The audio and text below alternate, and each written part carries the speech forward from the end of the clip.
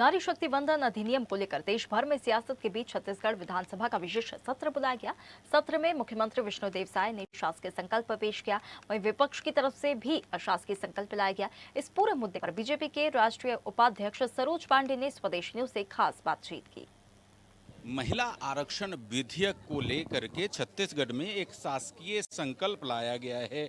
विष्णुदेव साय मुख्यमंत्री जी एक शासकीय संकल्प लाए हैं और हमारे साथ भारतीय जनता पार्टी के राष्ट्रीय उपाध्यक्ष सरोज पांडे जी मौजूद हैं, उनसे बातचीत करते हैं। ये शासकीय संकल्प आपकी सरकार यहाँ लाई है, क्या अर्थ है, क्या बताना चाहते हैं प्रदेश को?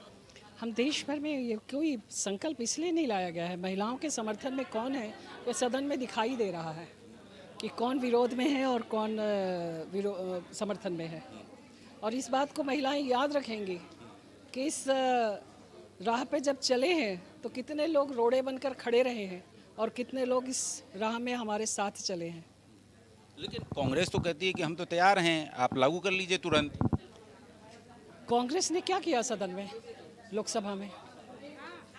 उनको जवाब देना चाहिए। वो जो कह रहे हैं या तो उनको पढ़ के आना चाहिए। क्या होता है, जो नेतृत्व करता होता है वैसे ही पूरी नीचे तक की परिस्थितियां बन जाती हैं।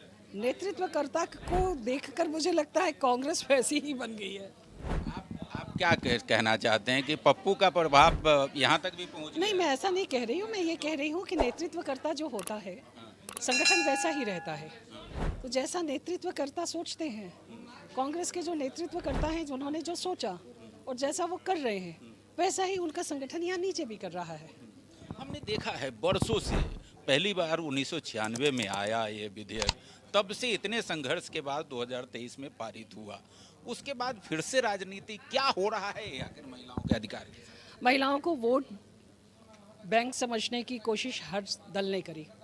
भाजपा ने संगठन में 33% आरक्षण दिया, आगे बढ़ाने की बात करी और मैं ऐसा मानती हूँ कि भाजपा ने पर्याप्त अवसर दिया महिलाओं को और हमारे प्रधानमंत्री जी चाहते हैं कि महिलाओं को आगे अवसर मिले, लोकसभा में भी मिले और विधानसभा में भी मिले।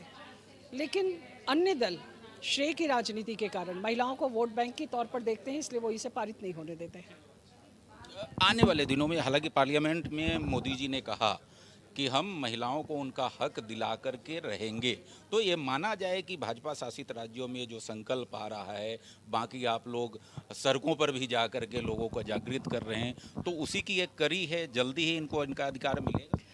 मोदी जी हैं तो मुमकिन है, हम सब मानते हैं कि मोदी जी के रहते हमको आरक्षण ज़रूर मिलेगा और पूरे देश भर की महिलाएं इंतज़ार कर रही हैं लोकसभा में और विधानसभा में इस आरक्षण का।